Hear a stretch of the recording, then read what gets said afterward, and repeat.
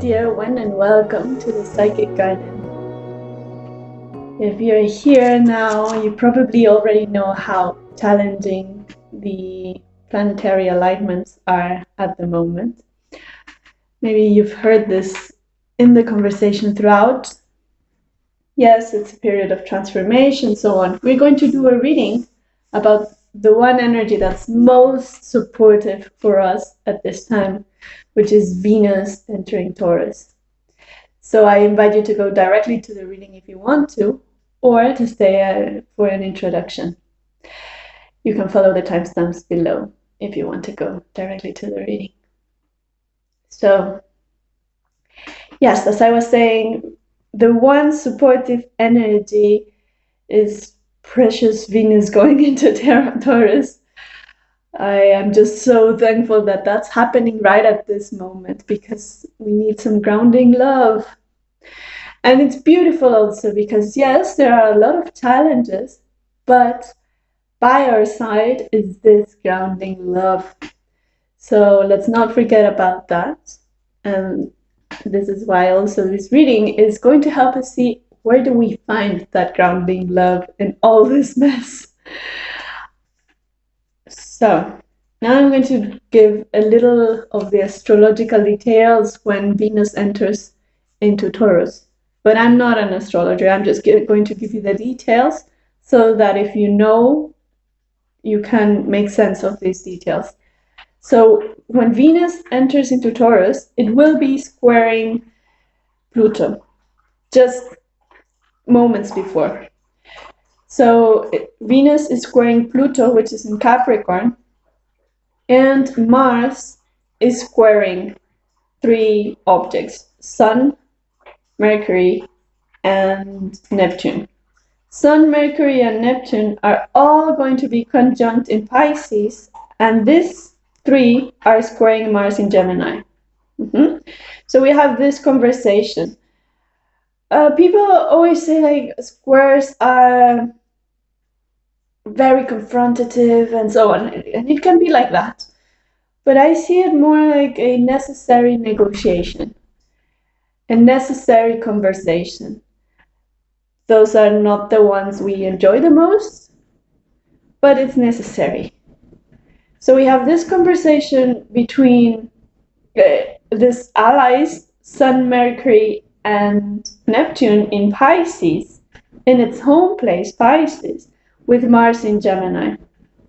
And as I said, you can make sense of these energies better than me, well, if you have the knowledge from astrology. So this conversation between Mars and Neptune, for me, is very important in the sense that how we move in the world, or how do we look into the mysteries, into the dreams, how do we make those dreams a reality through our voice? How do we voice our dreams? Can we integrate? Can we make this negotiation a win-win situation for both parties? The Sun is backing up Neptune. That's good to know. And so what I mean here is Neptune is going to be very strong, and Mercury is also there. So the conversation is going to be in the dream team. In the dream team. But can we allow Mars to move forward with these dreams? Can we give Mars a chance also to explore its own fire and its curiosity now that it's in Gemini? Okay? And the other is Venus square Pluto. I love this because it's right before Pluto is going into Aquarius. Venus is squaring Pluto and going into Taurus.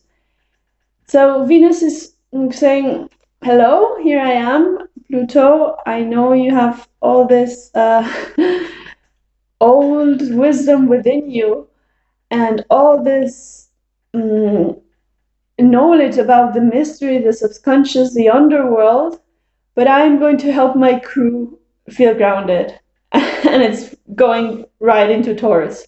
Okay, so this is how I see this conversation, this negotiation between Pluto and Venus.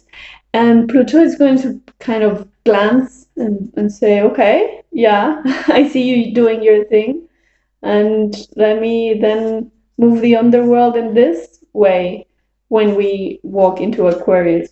So it's kind of giving Pluto a learning, a teaching, a lesson of how we are not only the subconscious, but we are grounded and we are loving and we are human beings living a human experience. And that we deserve the abundance in the material world, and that this is also important to look after. And so it's saying to Pluto, like, hold your horses. I know you're going into Aquarius. I know you're going to be in the collective humanitarian. I know you're going to tell people to look into the deep unconscious and heal from there, but hold your horses. People need a house. Okay? And I'm giving them their house. I'm their home place, and I'm here for them. Okay? So now let's go to the reading. And as I said, I'm not an astrologer, so everything I said is just an intuitive reading of the energies. And if you might very much frustration. Wow.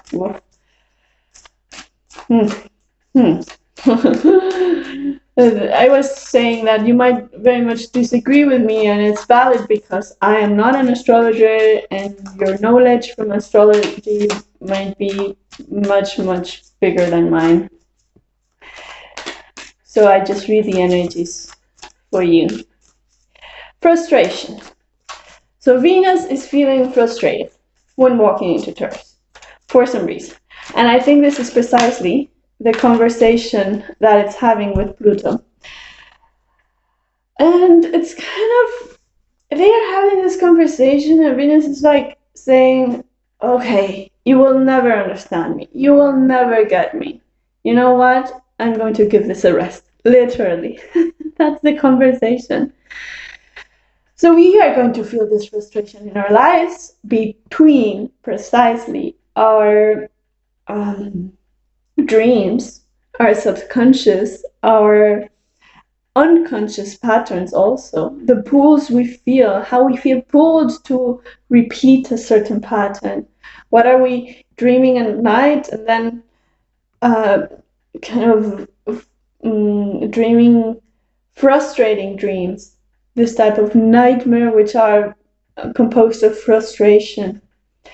And the frustration also comes, as I was saying, from how to deal with our innermost unconscious, subconscious instincts ingrained for generations, and at the same time show up in the world, show up as an integrated human being, as a stable energy, as a grounded energy. Yeah. And what they are saying is to do this, to ground yourself, to feel the ground, rest.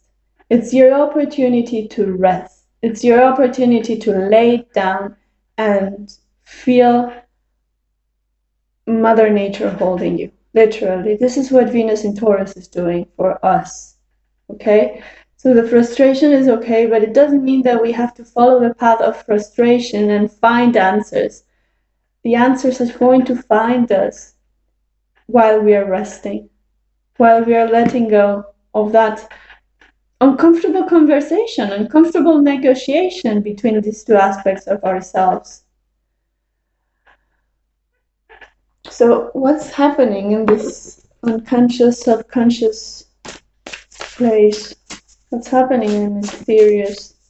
What's happening in the, also even the kind of, how do you say, prohibited? The prohibited, the unlawful, that which goes against the norms. There's something also there. So what's happening there? Fortune. Okay. Okay, so this is more like things are showing up in your mind because of of propensities, karma, patterns. But you are also in the driving wheel. You are behind the driving wheel, the driver's wheel. So you can redirect your mind. How can you redirect your mind so that it doesn't have to be so frustrating? Okay? Faith, Winter, and Prince. Okay, so Prince is a card of comfort, of letting others care for us. And by now we are letting Mother Earth care for us. It doesn't seem like Mother Earth is caring for us because it might be type of a winter season. It might be dark, it might be snowing, it might be cold, it might be nature. Nature is tough. Nature is not just comb your hair every morning, you know. Nature is tough. So sometimes we might say, okay, is Mother Earth really caring for us? Well, it's providing, right? It's providing as many resources as we need, almost, if we human beings could distribute them better and all that, right?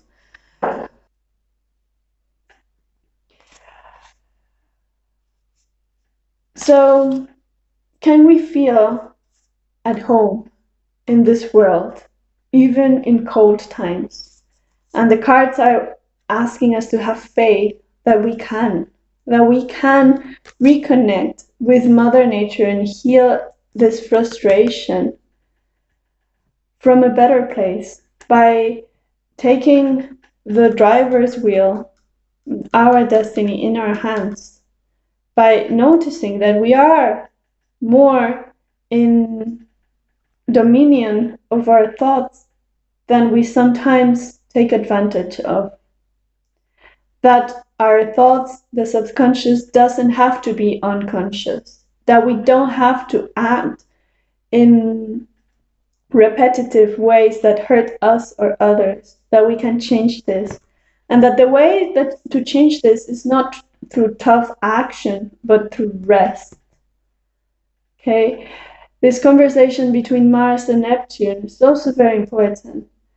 And I wish I could know more astrology because I could go deeper into the energy, into that conversation type of energy, but it's just a very important time when Venus enters Taurus, and that's why I'm here to allow us to see how and to take advantage of this.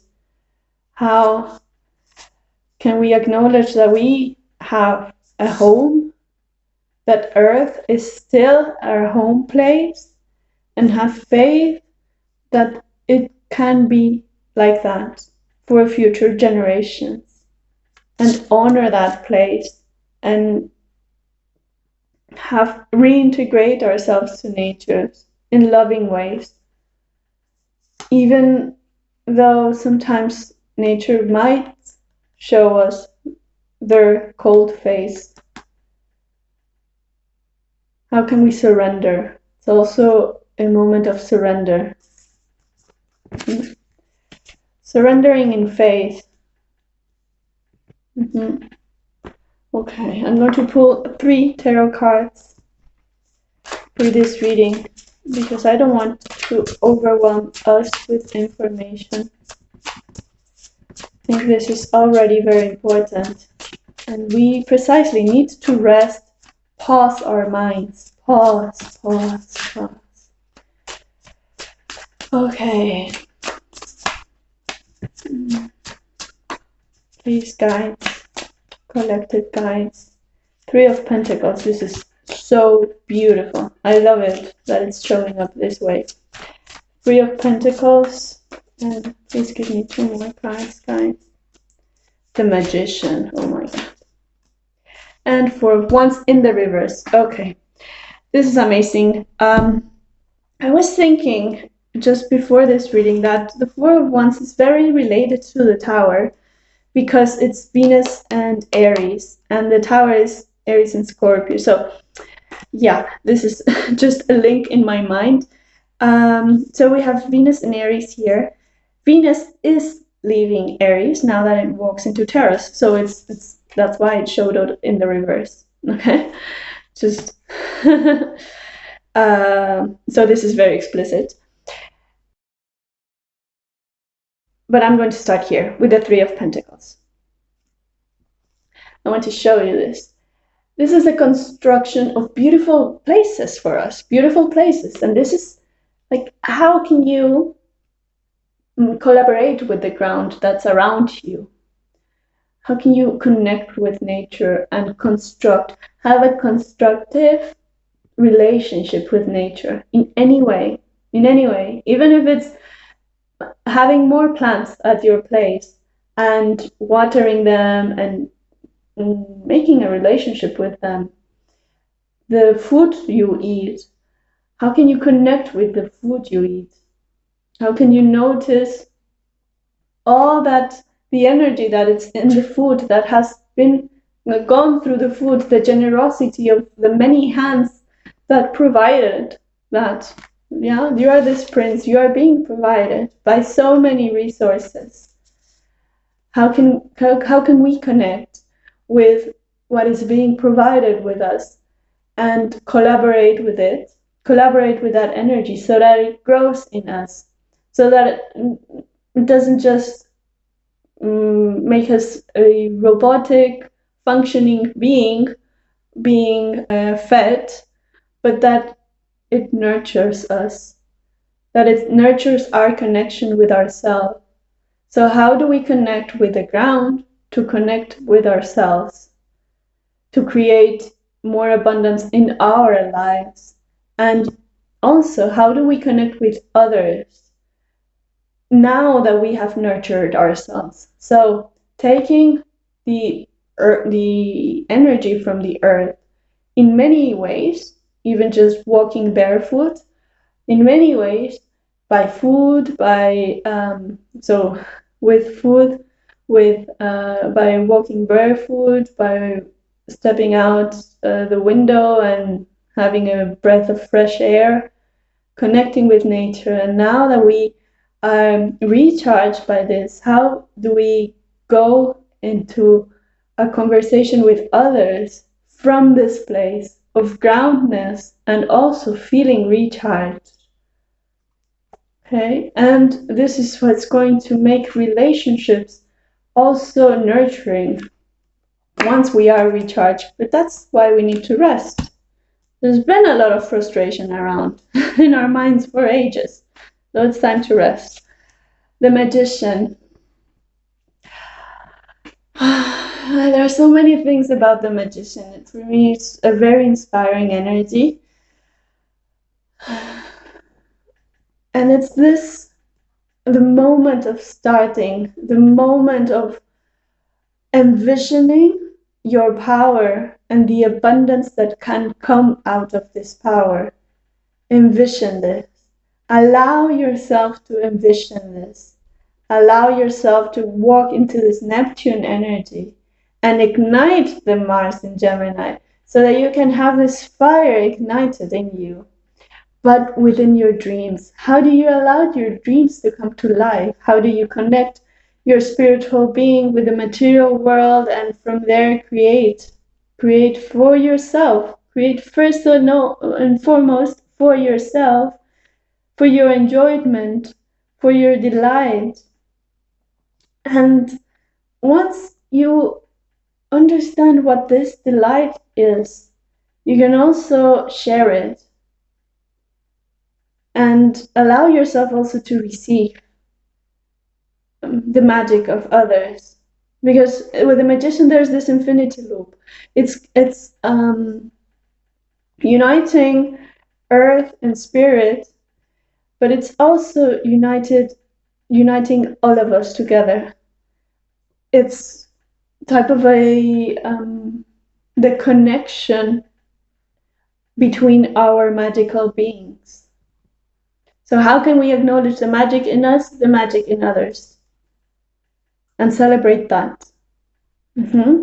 Four of Wands is also a card for celebration. And right now that Venus is going into Taurus is about